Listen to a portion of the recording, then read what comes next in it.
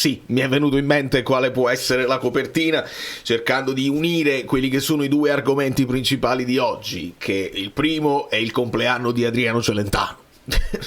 Perché ho visto che De Laurentiis ha fatto il tweet, non è un mio parente, però ci sono legato indissolubilmente.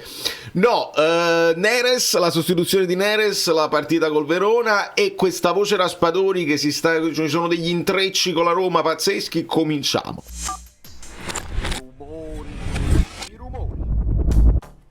Benvenuto Elio, benvenutissimi tutti i nuovi iscritti e grazie infinite, nonostante insomma il mio video di analisi vi sia arrivato tardi perché ci ho messo un po' di tempo. È bello che sono riuscito a trovare quello spunto di Lang, una cosa di cui non stava parlando nessuno, che si lega un po' al mercato. Io poi dopo ho recuperato un po' di trasmissioni che diceva ma Lang vuole più minuti. Non lo so, rimaniamo aperti a tutte le possibilità. Lasciate un like di avvicinamento, il like pure, lo vedo che lo state facendo, bravi, grazie, lo devo dire per una questione algoritmica, più lo dico, più l'algoritmo aiuta a invitarvi a lasciare, dai, e vediamo, vedi, io sono pronto con la situazione del Verona, con gli indisponibili, con quelli che, ma serve il cavetto per capire cosa può accadere. Allora ci spostiamo un attimo.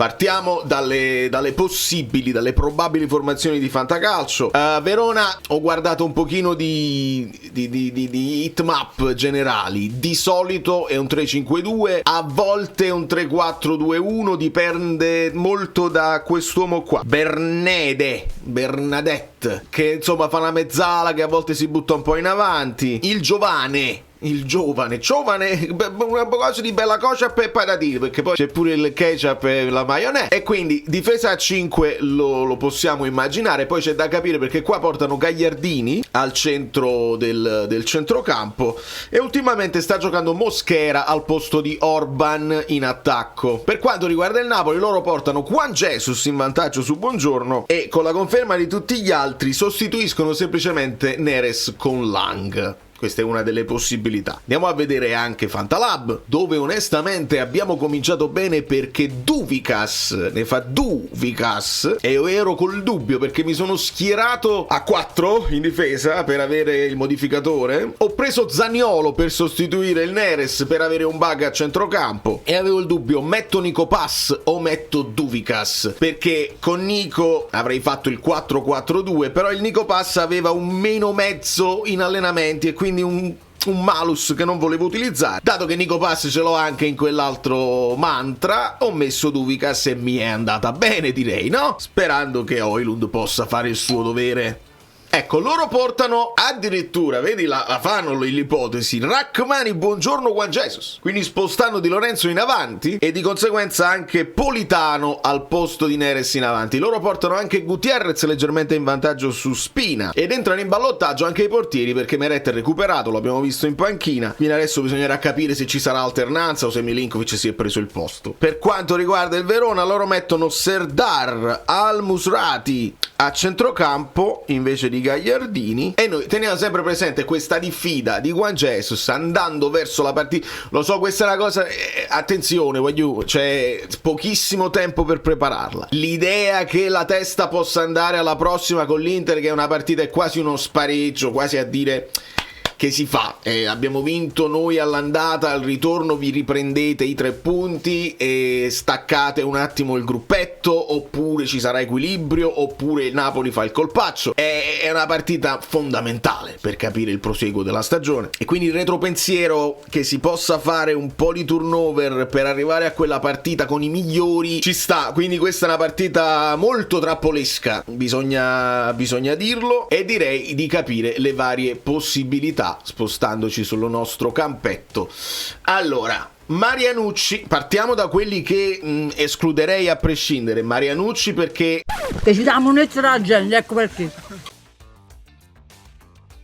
è in area di mercato, anche lui si parlava della Cremonese, quindi lo escluderei. Beukema non sappiamo se è ancora recuperato, non ne sappiamo, non ci fanno sapere niente di report degli allenamenti, delle cose. Ascoltiamo Ciro Troise che ogni tanto ci dà qualche spifferata, però se pure è stato recuperato adesso mi sembra difficile che venga buttato dentro subito. Lo stesso Lucca, ecco, Lucca e Vergara, protagonisti di non so se possiamo definirli infortuni di mercato, un'influenza, un affaticamento muscolare. Vergara era una possibilità sicuramente per questa è proprio la zona Vergara, se vogliamo, per sue caratteristiche, però visto che comunque Conte lo utilizza col contagocce, lo apprezza, però l'abbiamo visto principalmente in Coppa Italia, facendo molto bene tra l'altro, però se veniva da un affaticamento lo escluderei. Lo stesso Lucca, si parla insistentemente del Benfica veramente interessato, le ultime notizie ci portano di un Benfica che si accollerebbero loro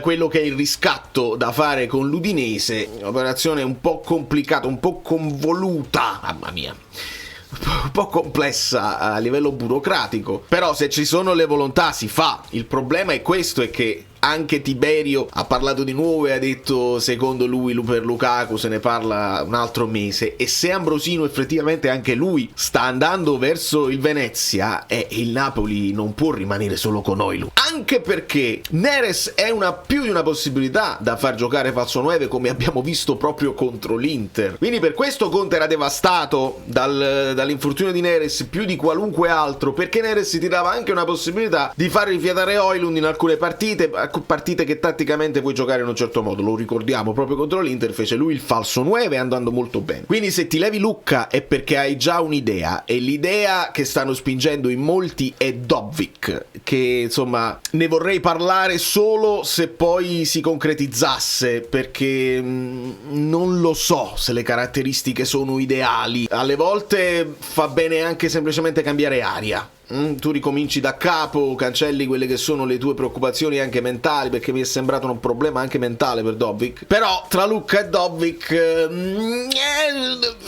cambia poco, secondo me. Cambierebbe solo che uno magari arriva con l'entusiasmo di giocarsela e l'altro invece sta un po' depresso dal fatto di non giocare mai. Quindi direi Ambrosino no, direi Lucca no. Rimaniamo con Olivera, potenziale, che forse ti puoi giocare anche come braccetto. Miguel Gutierrez, potenziale, che ti puoi giocare per Spinazzola. Buongiorno, che secondo me questa è una delle cose dove sono un pochino più sicuro. Buongiorno titolare, Juan Jesus in panchina per non far rischiare a Juan Jesus un giallo che gli farebbe saltare l'Inter. Elmas, il nostro coltellino macedone, a questo punto può fare più cose. Una di queste cose è andare a prendere il ruolo di Neres facendo andare Lang nella sua zona. Quindi Lang, oddio, si possono anche alternare, perché Elmas ha fatto molto bene questo lavoro sul regista e Lang un po' più libero di svariare, anche se si trova col piede destro sulla destra, quindi il rientro non è l'ideale, ma lo stesso sarebbe per Elmas, che è destro anche lui. Quindi uno dei due in questa zona ad accompagnare Oilund, senza toccare Politano e senza toccare Di Lorenzo, che sta giocando abbastanza bene da braccetto, si fa tutta la fascia, quindi un braccetto camuffato, e quindi questa potrebbe essere forse la soluzione più semplice, che toglie meno certezze, tu resti con l'impianto di gara solito. Un'altra possibilità potrebbe essere quella di avanzare Spina se Lang non ti convince dall'inizio, o meglio se te lo vuoi conservare come arma da utilizzare nel secondo tempo per alzare i giri, e allora tu puoi tenere Lang in panchina, puoi mettere Elmas qua o anche Spinazzola qua, quindi questi sono intercambiabili, e ti puoi giocare un Gutierrez a tutta fascia. Direi Gutierrez più di Olivera, così a istinto, perché vorrei tenermi Olivera come possibilità anche per i centrali. Non abbiamo Beuke, ma l'unica cosa per spostare Politano in zona Neres potrebbe essere quella di avere Spinazzola al posto di Politano a tutta fascia, o far salire Di Lorenzo, spostare Rachmani, spostare Buongiorno e recuperare Juan Jesus qua. Quindi questa è l'altra possibilità. Però Rachmani, che faceva il braccetto proprio con il Verona, non lo sposterei dal centro. Questa è una possibilità sicuramente. assolutamente, per far alzare Di Lorenzo e far alzare Politano, però non lo farei. Quindi rispostiamo Juan Jesus qua, rispostiamo Buongiorno qui, ricordiamo che il Verona ha questo giovane da tenere presente perché girerà intorno alla prima punta e quindi qualcuno dovrà rompere la linea e andarlo a prendere. Ovviamente non c'è riposo per i Wicked, nel senso che McTominay e Lobotka dovranno continuare a stringere i denti perché non ve n'è. Quindi queste sono le possibilità. Vi dico la mia preferita: lascerei Politano in questa zona che sta facendo molto bene, vorrei vedere Miguel dall'inizio a tutta fascia, mi terrei Spinazzola in panchina che può entrare al posto di chiunque, può entrare a sinistra, può entrare a destra, può anche andare a fare uno degli attaccanti. Vorrei vedere Lang qui e magari Elmas in zona Neres o viceversa. Questo mi cambia poco, ma questo è insomma l'impianto che vorrei vedere, con una sostituzione in difesa, una a centrocampo e una in attacco. È un turnover ragionato, non esagerato, che non ti cambia tutta la struttura e che ti permette. Non abbiamo tutta questa possibilità in panchina, però questo potrebbe essere. Per quanto riguarda il mercato, visto che ho messo Raspadori in copertina, perché questa è la situazione. Raspadori non è così convinto di andare alla Roma. Questa è la sensazione che arriva da Schira. Sembra quasi che sai, poco. Allora,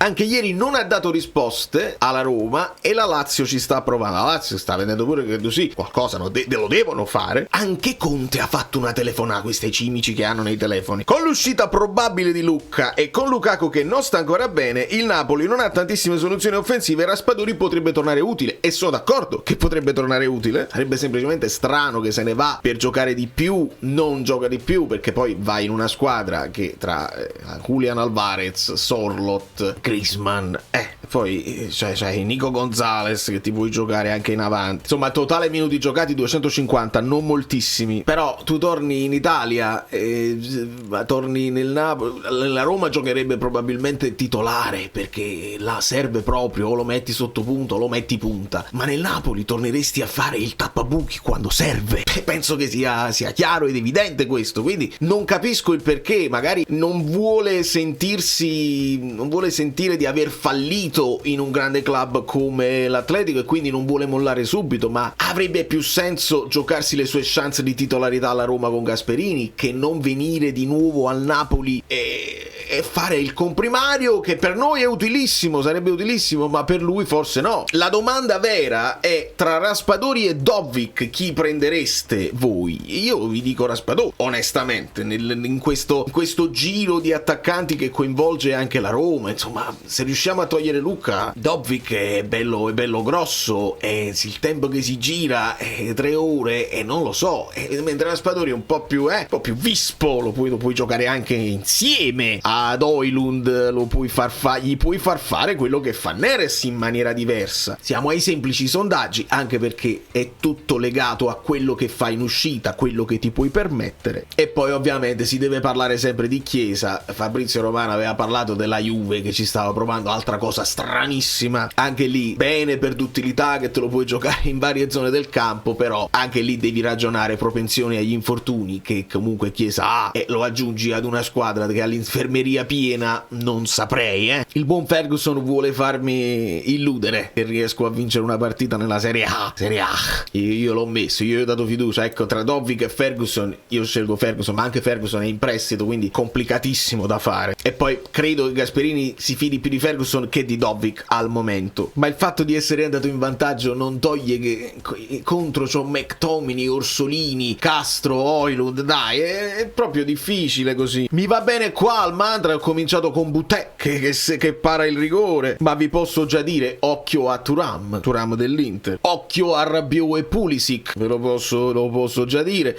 C'ho già un Højlund, vedi Højlund, ce l'ho parecchio contro e parecchio anche a favore, ma mi aspetto possa giocare Esposito Francesco Pio, perché se non giocasse lui entrerebbe al mio avversario Zola, con il rigore sbagliato, quindi Francesco Pio Esposito gioca e segna. E tanto vi dovevo, potete lasciare un like finale, fatemi sapere la vostra soluzione ideale per sostituire Neres, che proverà a mettere nel mirino, niente di gravissimo, proverà a mettere nel mirino l'Inter, speriamo di poterlo avere, ma devi stare in grande forma per fare tutti quei movimenti, altrimenti è come se non fosse disponibile. Tra qualche minuto Sassuolo Juventus, ora che guardate il video è già finita, stanno per giocare, come la mettiamo? E poi domani Bologna-Atalanta, Napoli-Verona, ci dovete spiegare Napoli-Verona, Lazio-Fiorentina, squadre in difficoltà, Fiorentina potrebbe fare quel salto, Parma-Inter non la guardiamo nemmeno, Torino-Udinese, Cremonese-Cagliari, Genoa-Milan. E il prossimo turno che diventa scoppiettante da New York. Valerio Fluido è tutto, vi abbraccio e vi bacio, like, hype, iscrizione al canale Telegram e tutti quelli che si sono sentiti la canzone Messico 86. Bravi!